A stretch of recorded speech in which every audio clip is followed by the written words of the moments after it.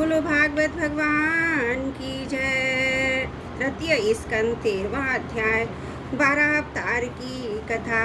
श्री सुखदेव जी ने कहा, राजन, मुनिवर मैत्री जी के मुख से ये परम पुण्यमयी कथा सुनकर श्री बुद्धू जी ने फिर पूछा, क्योंकि भगवान की लीला कथा में इनका अत्यंत अनुराग हो गया था।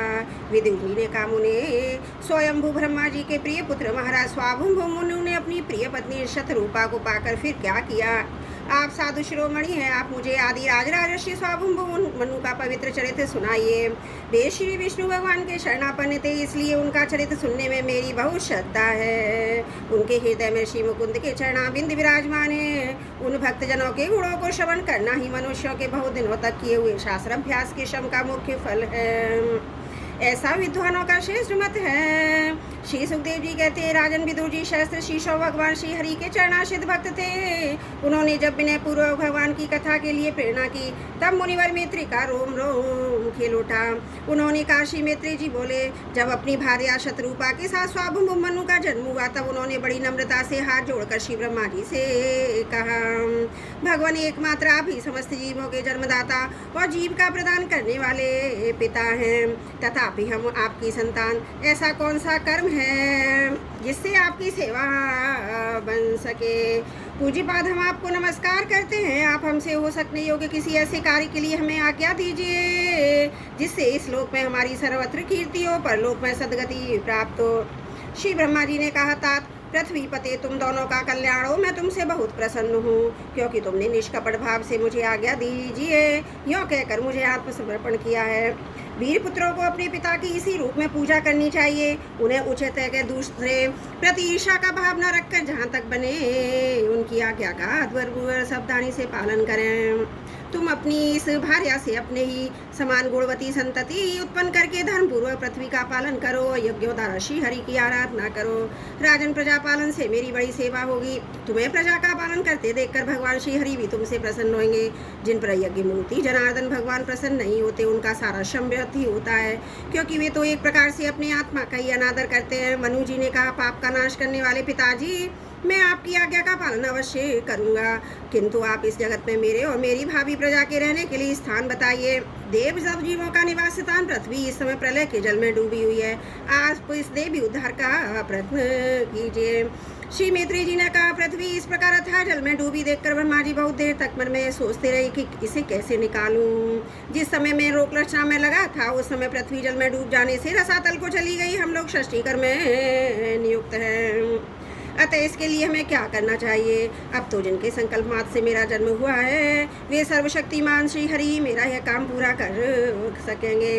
निष्पाप विदुर जी ब्रह्मा जी इस प्रकार विचार कर ही रहे थे। उनके नासा छिद्र से अक्षमात अंगूठे के समान आकर का एक बराह शिशु निकला। भारत, बड़े आश्चर्य की बात तो यही है कि आकाश में खड़ा हुआ यह बड़ा शिशु ब्रह्मा जी के देखते देखते बड़ा होकर क्षणभर में हाथी के बराबर हो गया। उस विशाल बड़ा मूर्ति को देखकर मरीचि आदि मुनिजन, सनकादि और स्वाभुभु मनु के सहित श्री ब्रह्मा जी एक तरह तरह के विचार करने लगे। अहो, सूकर के रूप में आज यह कौन दिव्य प्राणी यहाँ प्रकट हुआ है? कैसा आश्चर्य है! अभी अभी मेरी नाक से निकला था। पहले तो यह अंगूठे के पोरुओं के बराबर दिखाई देता था, किंतु एक ही क्षण में ये भारी शिला के समान हो गया। अवश्य यज्ञ मूर्ति भगवान हम लोगों के मन को मोहित कर रहे हैं।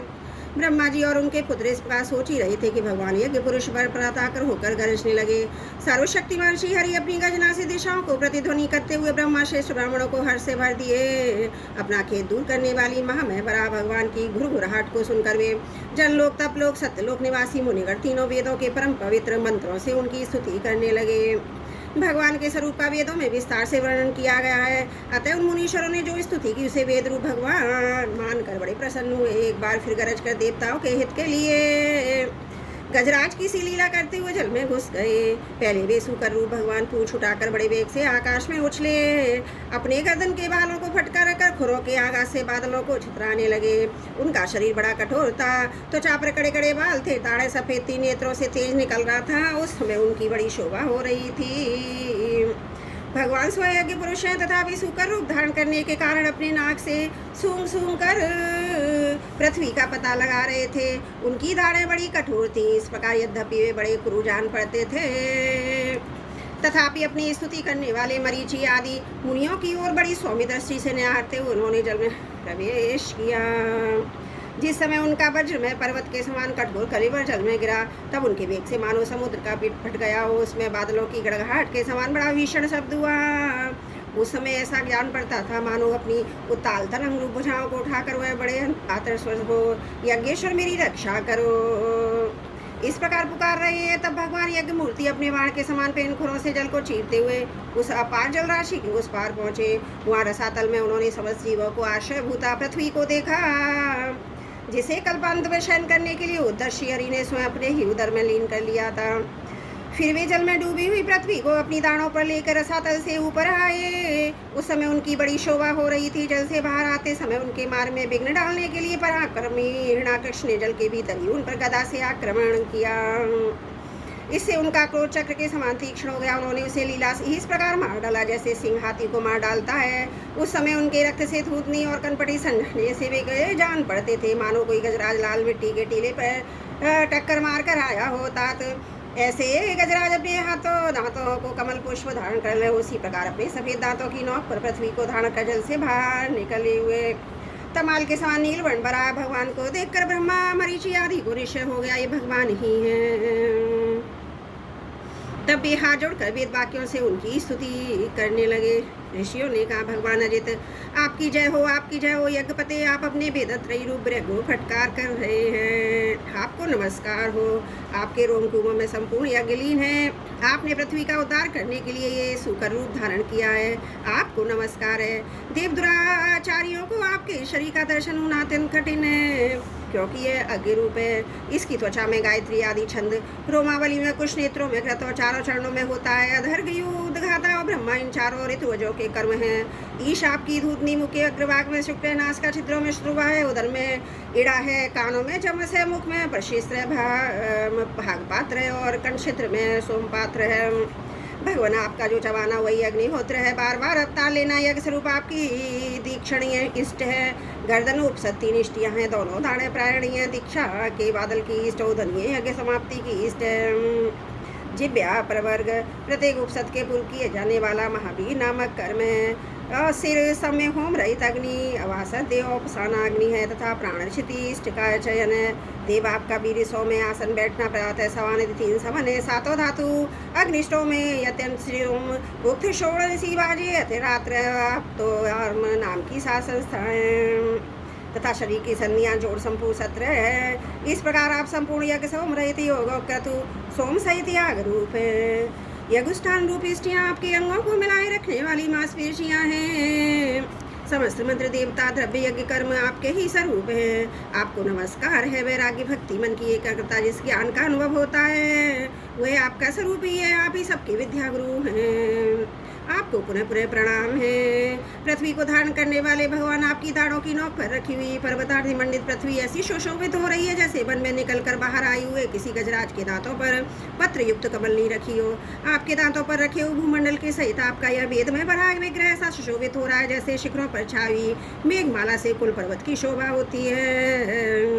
नाथ चराचर जीवों के सुखपूर्ण रहने के लिए आप अपनी पत्नी जगत माता पृथ्वी को जल पर स्थापित कीजिए। आप जगत के पिता हैं और अग्नि स्थापन के समान आपने इसमें धारण शक्ति रूप अपना तेज स्थापित किया है। हम आपको इस पृथ्वी माता को प्रणाम करते हैं। प्रभु रसातल में डूबी इस पृथ्वी को निकालने का साहस आपकी सिवा कौन कर सकता था, किंतु आप तो संपूर्ण आश्चर्यों के आश्रय हैं। आपके लिए कोई आश्चर्य की बात नहीं है। आपने ही तो अपनी माया से इस आश्चर्य में विश्व की रचना की है। जब आप अपने वेद में विग्रह को हिलाते हैं तब हमारे ऊपर आपकी गर्दन के बालों से झड़ती हुई शीतल जल की बूंदें गिरती हैं। ईश उनसे भींकर हम जल लोक तप लोक और सत्य लोक में रहने वाले मुनिजन सर्वदा पवित्र हो जाते हैं। जो पुरुष आपके कर्मों का पार पाना चाहता है अवश्य उसकी बुद्धि नष्ट हो जाती है, क्योंकि अपने कर्मों का कोई पार ही नहीं है। आपकी ही योग माया के सत्वादि गुणों से सारा जगत मोहित हो रहा है। भगवान आप इसका कल्याण कीजिए। श्री मैत्री जी कहते हैं, विदुर जी इन ब्रह्मवादी मुनियों के इस प्रकार स्तुति करने पर सबकी रक्षा करने वाले भगवान ने अपने खुरों से जल को स्तमित कर उस पृथ्वी को स्थापित कर दिया। इस प्रकार रसातल से लीला पूर्वक लाई हुई पृथ्वी को जल पर रखकर वे विश्व बक्सेन प्रजापति भगवान श्री हरि अंतर ध्यान हो गए।